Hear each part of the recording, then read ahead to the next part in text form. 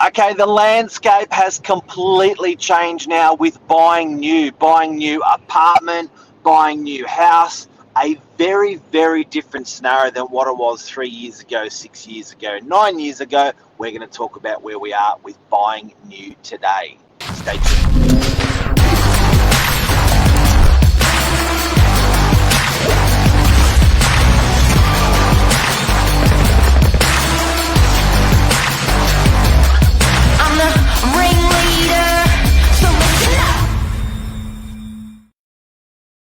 But Michael's morning, hair Mark. this morning. Oh, thank you. How are you? I'm good. How are you? Good. How's that hairstyle going of yours? It's going great. I didn't realise it was all the rage. Yours is lovely too. Now, mine's going back a little bit up here, but yours is going the other way. Anti-aging. How are you doing it? I eat my vegetables. Can you give us a side profile? Look at that. So, guys, if you missed our social the other day, we had an Elvis photo and Michael's photo next to each other, and it was high impact. Yeah, very high impact. To the topic at hand. Looking the goods. So let's talk about what we're here to talk about. Over to you, sir. So today we're going to be talking about new versus established property, and it's something that we've spoken about in the past. It's popped up a lot in the media, but even more so, it's a constantly changing environment. And like Mark said in the intro, from 6 years ago to 3 years ago to last year to now, it still continues to change.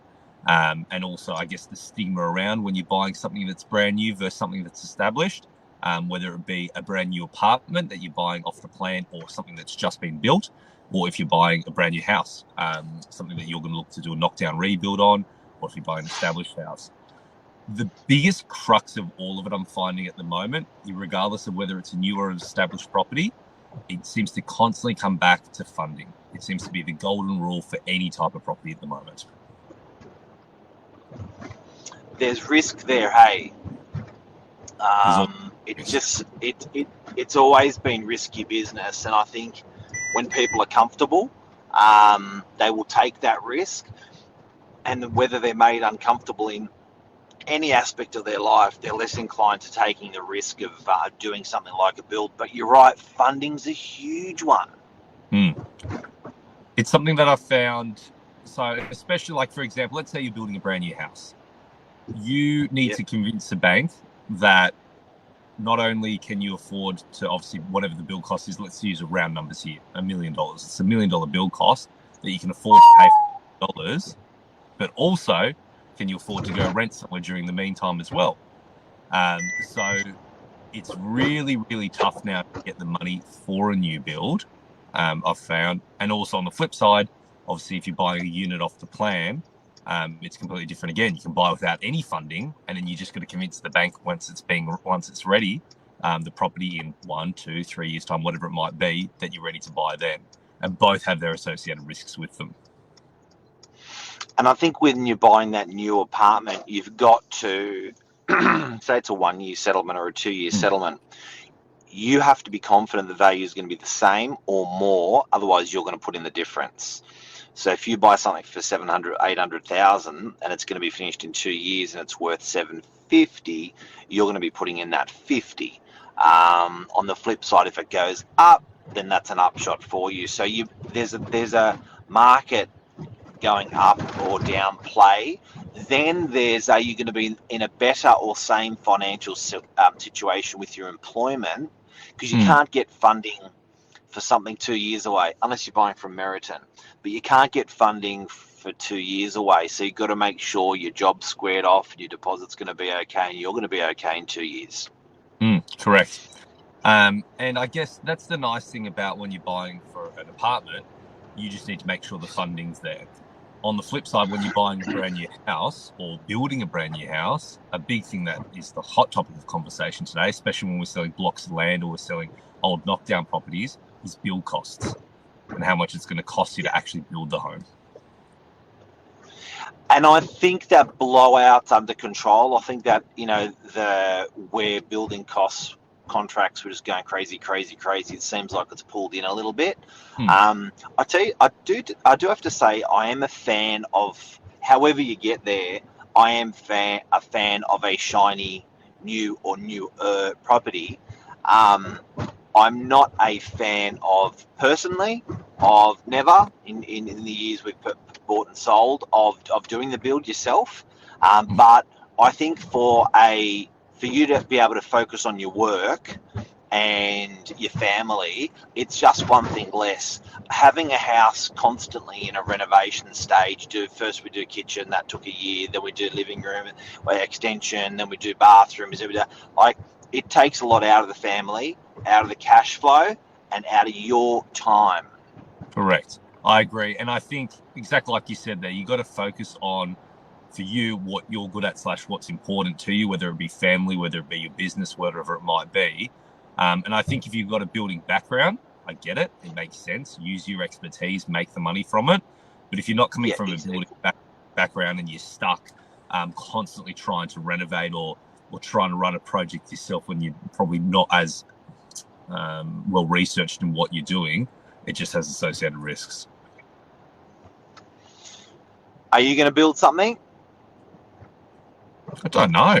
Down the track, if I ever look to build something or not. Right now, no. Because I won't pretend to know how to do a new build. Do you know what's interesting? It's pretty rare you'll get someone, and this is from experience dealing with lots of buyers and lots of sellers, it's pretty rare I'll get someone that builds a new house and goes, that was so cool, let's do it again. Yeah. So true. It's normally like, thank fucking Christ, that's over, and I'm never gonna do that again. They're normally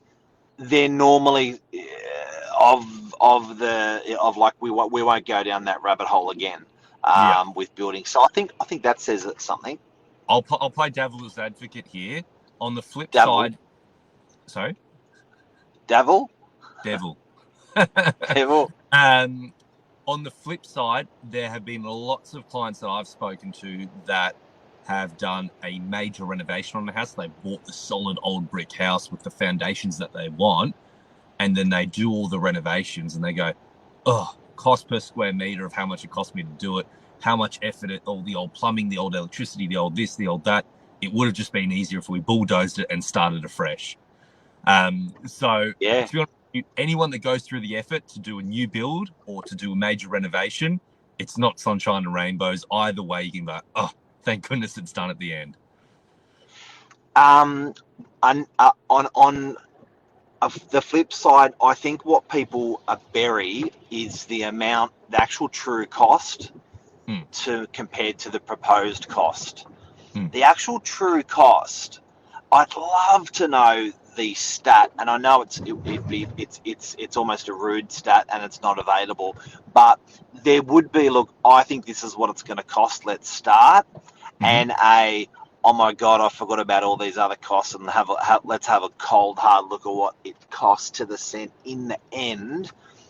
There must be a 30 to 50% swing. There must be. I agree with you.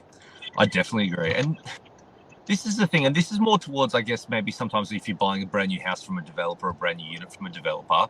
But the biggest thing that people are scared of is, new build, there's defects, it's not going to be built well. And this stigma that's out there, I find that most people, regardless of who's the person building it, because of the way the media's portrayed it, the stigma is, if it's new, it's scary, steer clear. And this is sort of the crux of, I guess, what the topic was designed for today, is I really want people to challenge the status quo on that. Because we, like, for example, in DY, we sell many new homes, we sell many old homes, we sell many new units, we sell many old units. The scale of the problems from new to old doesn't vary at all. New properties have just as many, new properties are not necessarily bad, and the old properties are not necessarily good. It's case by case. It depends on the build, depends on the unit.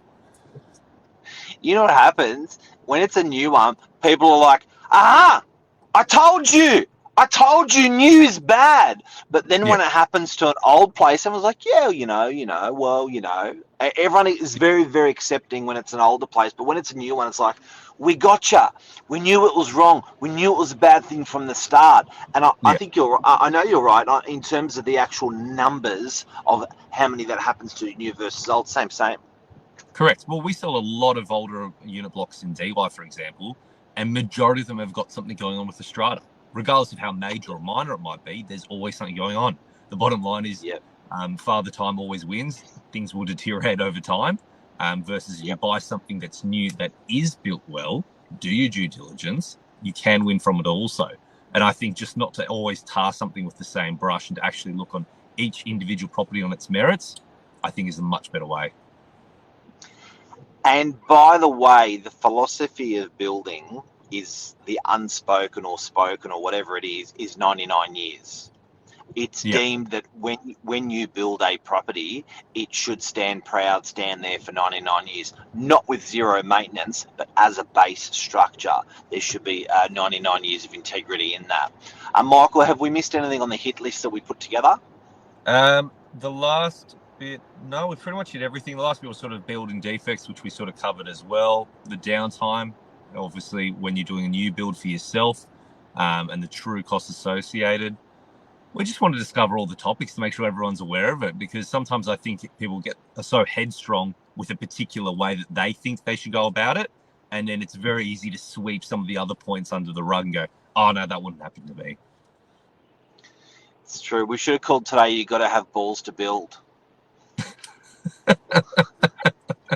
That's a good one. You do. Whether you're buying a new or whether you're building a new, there's got to be there's got to be some confidence about you to go and do it. Financially confidence, not doing it before confidence, going out on a limb confidence. But there's definitely rewards. Correct. Very, very true. That's a show. That's it. Thank you, Mark. Thank you, guys. Thank you, Mr. Silich. See you guys.